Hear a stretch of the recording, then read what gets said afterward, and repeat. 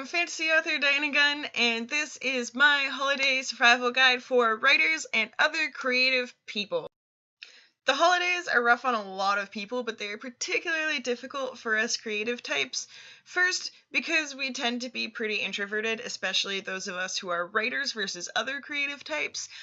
And that makes it difficult to be around so many people, even if we have wonderful relationships with our families. But the other problem is that people who aren't actively pursuing a creative passion tend not to understand those of us who are, or understand how to talk to us about our creative passions.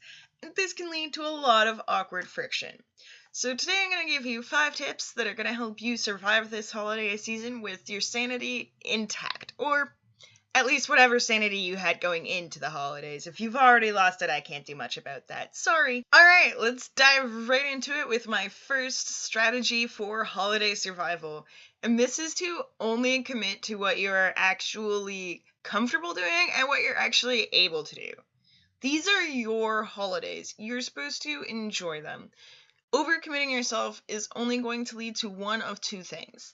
Either you're going to get everything done, but you're going to be running around like a maniac and you're going to be stressed out and you're not going to be happy and you're not going to enjoy your holiday, or you're going to fail to get everything done and you're going to be stressed out and guilty because you promised to do things that you weren't able to accomplish. And these are both terrible scenarios. These are your holidays. You aren't supposed to feel like that. You should feel good.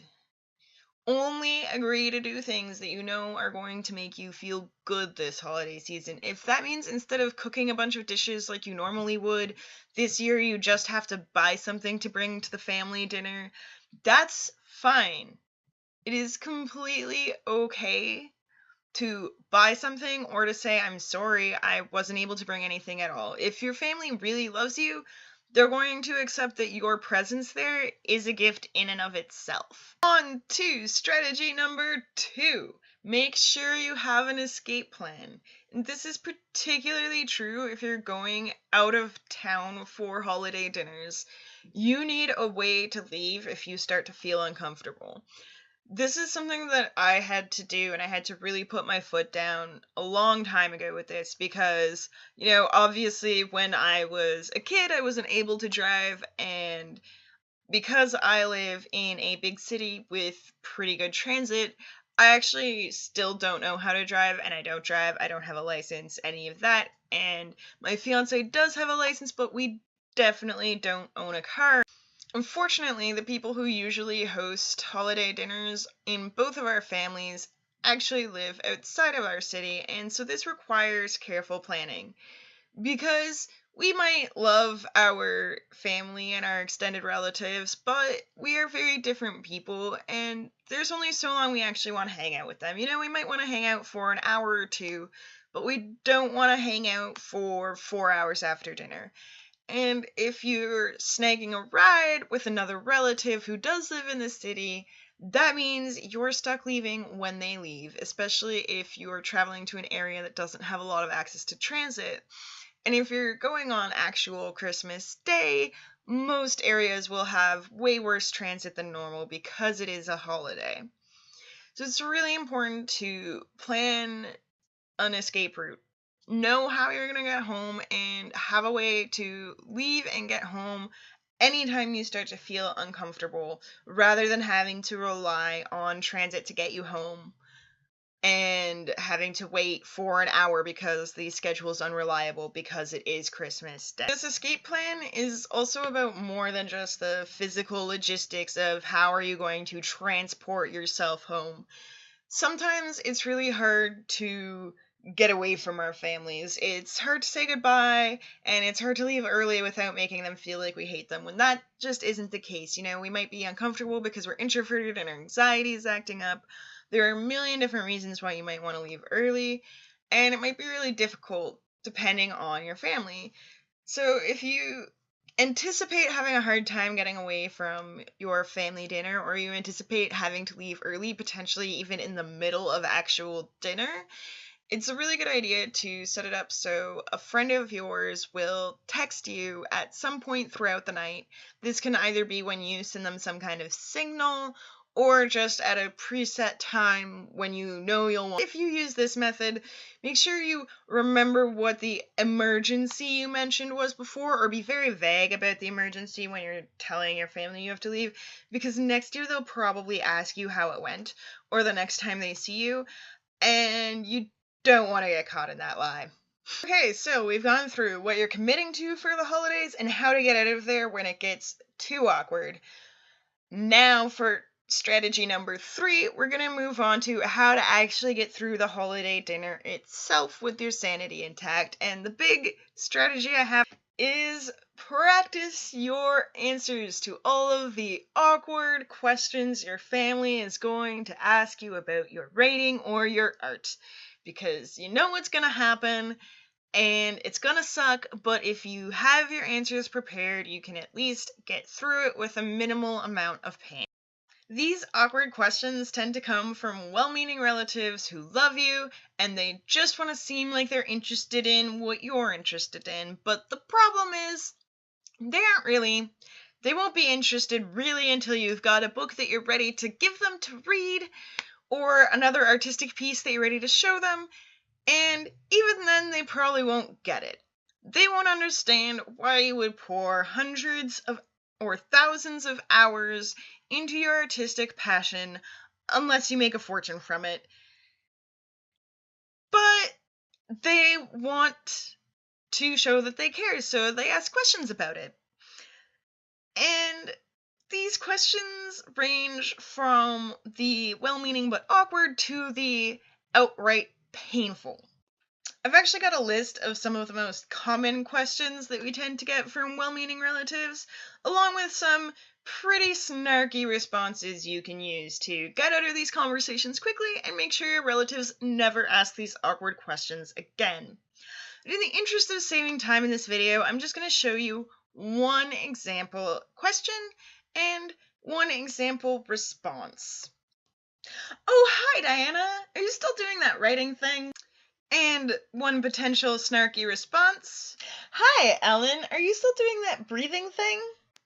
Now, of course, that answer might be a little bit too snarky for your family, and you have to judge it, and if necessary, create up your own answer, but that's just one of the many things I've used to shut down conversations I didn't want to have and make sure that they didn't happen again until I initiated them when I had my book published.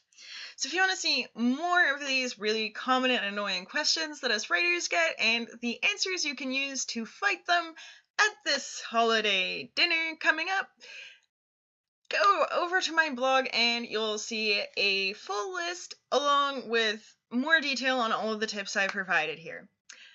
Anyway, moving on to strategy number 4, create a personalized holiday self-care plan. I'm a big believer in having a self-care plan that you use all year round, and this is a list of things that you do every single day to make yourself feel better, along with a few contingency things that you can do on a really bad day to get yourself out of a slump. Now, the difference with the holiday self-care plan is that things tend to change for people a lot during the holidays. There's a lot more running around. There might be going for trips out of town that make it impossible to do some of the things you would normally do. And it's just generally a time of upheaval. So you want to create an altered self-care plan for the holidays that still focuses on the things that really matter to you, that makes time for your writing, even if it's a much smaller amount of writing than you would do outside of the holiday season, something that focuses on the self-care activities that you love and that are easy to do when you're on the road, and also something that includes a strict budget, because something we tend to do when we're really stressing out is splurge on ourselves and tell ourselves it's okay. And I do believe that you should spend a little bit of money on yourself in the holiday season, and that sometimes purchasing items for self-care can be a good route to go, but it's also a very slippery slope to creating more financial stress for yourself, and that is something nobody needs, especially during the holiday when we're already stretching our wallets to see what we can get for our loved ones. So, if you want to know how to create this personalized holiday self-care plan, I have a little bit more detailed advice on my blog again, and I also actually have a free email course that is designed to help you create a personalized self-care plan. The course isn't designed to help you create a plan for the holidays, but it is designed to help you create a plan for your general life, and you can then adapt that to fit the holidays much more easily. The final strategy I'm going to leave you with, and probably the most controversial, is just to skip the holidays altogether, or to do it with friends instead of family. You do not owe abusive family anything. If your family is rude, if they are ignorant, if they are outright abusive, you have no obligation to them. Just because you're related to somebody by blood doesn't mean that you need to put up with their shit, especially during the holidays, which are supposed to be a time of relaxation and of enjoying yourself and of trying to find joy in the longest, darkest, coldest nights of the year. This is a time for the people you truly love and actively want in your life. And if that's not your family, that's okay. Our culture likes to place a huge importance on blood family, but I have had a chosen family for a long time, and I've done Christmas and Thanksgiving with chosen family, and it has been amazing. It has been stress-free, it has been joyful, and they've been some of the best holidays I've ever had, and that's despite the fact that I actually do have a great relationship with a lot of my blood family. So if you have a terrible family and you really, for your own mental health, cannot stand to be around them, and you know it's just going to be putting yourself through hell, don't do it. You deserve better. Alright, so those are my top 5 holiday survival strategies for writers and other creative people. I really hope that these strategies will help you, and I hope that you have a wonderful holiday season, whether you are celebrating with family or with friends, or yourself in a bottle of liquor. I don't judge. I'm just here to help you have a great time. And in the next few weeks, I'm going to be releasing a series of videos that will show you how to create your own personalized definition of success and how to use that definition of success to create achievable goals that will lead you towards your dreams in 2018. So if you want to see those videos and you want to start working towards your dream life in 2018 along with me, please do subscribe. And of course, I'm always grateful for any comments you leave as well, and I'm just grateful that you're here at all. Thank you so much for watching. Now get back to writing.